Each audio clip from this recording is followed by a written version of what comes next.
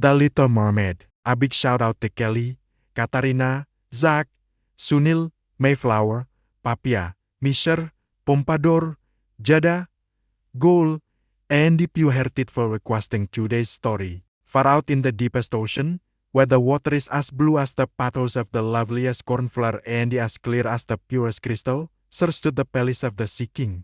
Music the Sea King was a widower, but his aged master managed the household with care. She was a wise woman, proud of her noble birth, and she tended the upbringing of the king's 6 daughters. Each mermaid princess was born 1 year apart, the youngest being the most beautiful of all. Her skin was as clear and delicate as a rose petal, her eyes as blue as the deepest sea. Yet unlike her sisters, she had no more finery of pearls and jewels. Instead, she wore only a wreath of fresh white lilies, for each petal seemed to reflect the gentle beauty of her soul. But it was not her beauty that set her apart. She was quiet and thoughtful, often sitting for hours in her garden of red flowers, listening to the world above. More than anything, she longed to rise to the surface and see the lands where humans lived. You poor child, we live far better lives than those above. Humans are fleeting, fragile creatures. They must die while we may live for 300 years. True, we turn to foam at the end, but what is that to mortals who wither so soon? But they have souls that live forever. You would give all my years just to gaze on the wonders of mankind and win an immortal soul. Music. When a mermaid reached the age of 15, she was allowed to swim to the surface and see the world above. The eldest sister went first. When she returned, her eyes glowed with tales of moonlight on the sea, of ships with proud masts, and of music drifting over the waters. Each year, another sister rose, and each brought back her stories. Fields of flowers, flocks of birds, icebergs glittering like diamonds. The Little Mermaid listened with all her heart, though each tale deepened her longing. At last, her own 15th year arrived. On the evening of her birthday, she rose at twilight to the surface of the sea. The air was still and soft, the sky glowing with stars. Before her lay a grand ship with lanterns strung like constellations across its rigging. Music played and laughter drifted across the water. Curious, she swam closer and peered through the cabin window. Sir, in the midst of celebration stood a young prince. He was handsome and the sailors treated him with reverence, for it was his birthday. The Little Mermaid gazed at him in wonder.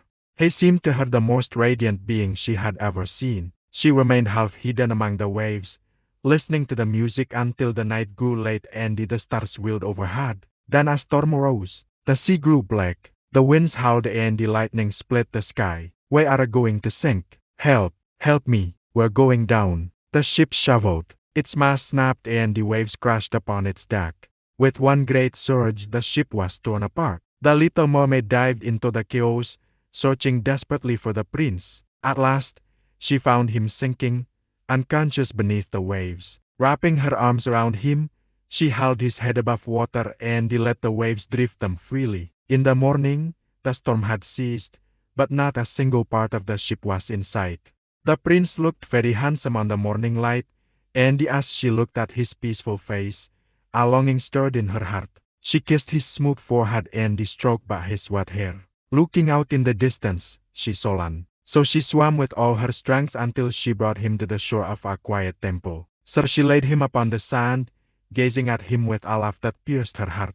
Bells in the temple rang, and a maiden from the temple came walking among the gardens. The prince stirred, and when his eyes opened, it was upon the maiden that they first fell. The Little Mermaid slipped back into the sea, her heart breaking. From that day, she thought of nothing but the prince and the immortal soul she might gain through his love. She no more longer played among the carol gardens of her father's palace, nor joined in the songs of her sisters. Her thoughts clung to the human world above. She would swim to the place where she had borne the unconscious prince to shore, gazing longingly toward the land, wondering where he lived, and if he remembered the face that had watched over him through the storm. At length she could bear it no more longer, and told one of her sisters all that weighed on her heart. Soon the others knew as well, and the 2 mermaids, friends to her sisters, heard the secret. One of these had an intimate companion who dwelt nearer the coast and often rose to the surface.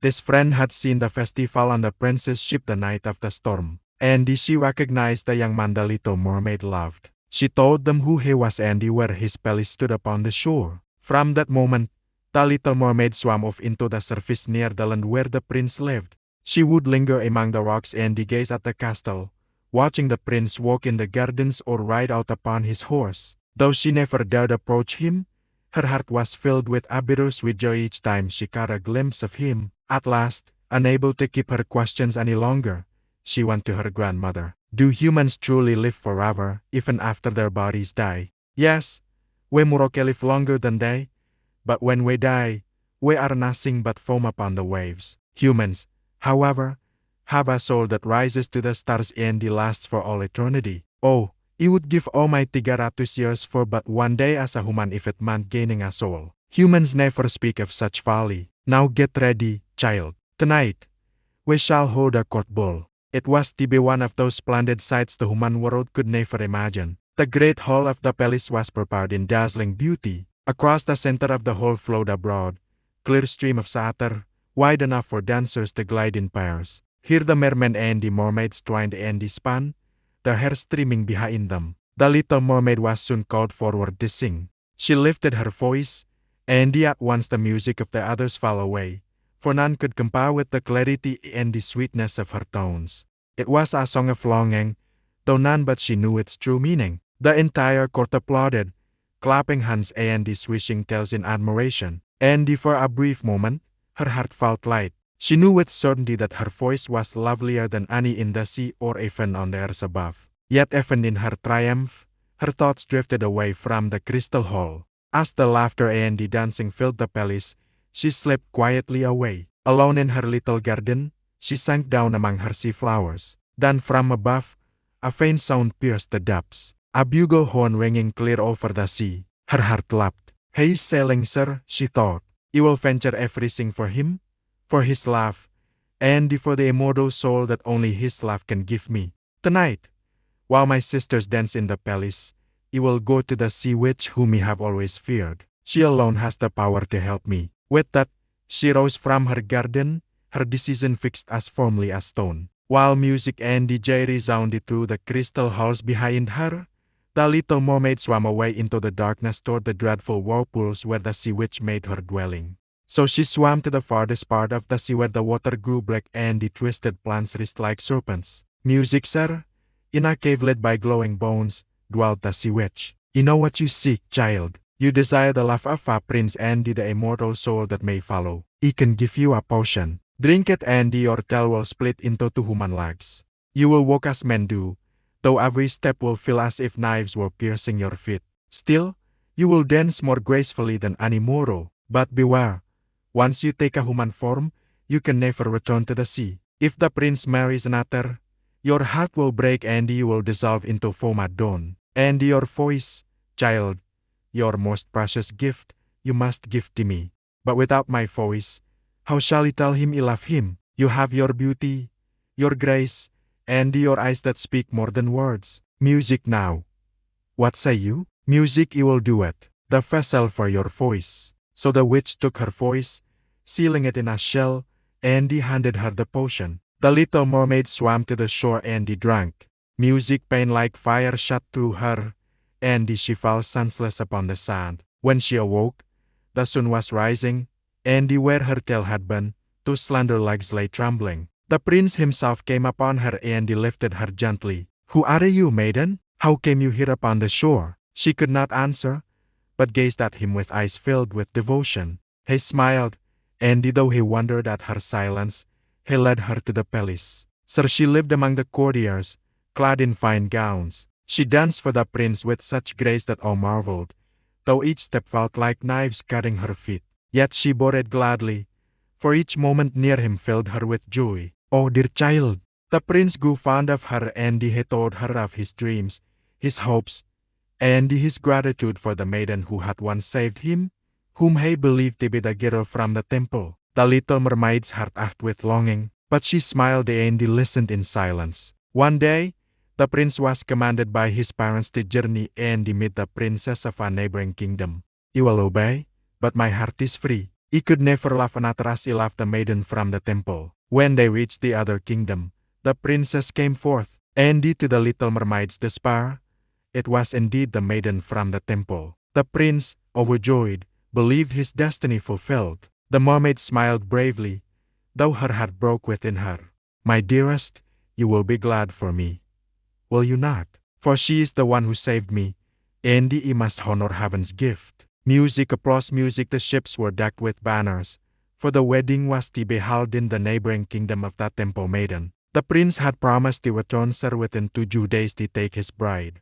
The little mermaid knew that when he gave his vows, her life would end and she would dissolve into foam. Yet, she smiled bravely and stood at his side as they sailed beneath a sky of silver stars. That night, as the vessel glided through the dark waters, her sisters rose from the waves. Their long hair, once their pride, had been chewed away, and the sea foam clung to their pallid cheeks like tears. Before the sun rises, you must strike the prince's heart. Let his blood fall upon your feet, and the spell will break. Into her hands, they pressed a glittering dagger. You will return to us in the sea, and your life will be spared. Music. With that, they sank back into the waves, their voices fading on the wind. The little mermaid stood alone upon the deck, gazing at the dagger in the moonlight. Her hands trembled, but her heart was steadfast. No more. You will not buy my life at the price of his. If death awaits me, you will greet it with love. Slowly, she raised the blade. Then, with a cry, flung it far into the sea. Resolute, she turned and walked softly to the prince's chamber. He lay asleep. Kneeling beside him, she bent to kiss his forehead in farewell. At her touch, he stirred, his eyes opened, and for a moment, he gazed at her in confusion. It was you who saved me from the sea, not the maiden of the temple. Then, as though a veil were lifted, memory flooded him. He saw again the storm, the waves closing over him, and the pale face that had bent over his own, drawing him back to life. How could he have been so blind? Those eyes, you remember them from that night. Forgive me, dearest. I love you not out of gratitude, but because my soul has known you all along. You are my savior, my beloved. Will you be my bride? The little mermaid's tears shone like pearls as she clasped his hands. The ship reached the temple maiden's kingdom at dawn. With honesty, the prince went before her and he told her all that had passed. The dreams that had haunted him, the memory that had returned, and the truth of the one who had saved him. She is the one heaven destined for you. It was her love that brought you back from death. Go to her, I release you freely. And so the ships turned and sailed homeward, bearing the prince and his true bride. When they reached the prince's kingdom, bells pealed from every tower, and the city was dressed in garlands and banners. The people rejoiced,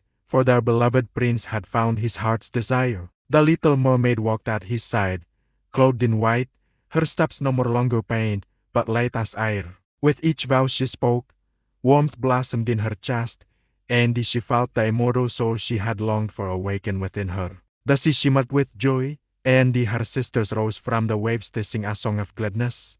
No more longer would she become foam. She had won what she desired most, love, and a soul that would last forever. And so the little mermaid and her prince lived in joy and harmony, their love as boundless as the sea, and their souls bound together for all eternity.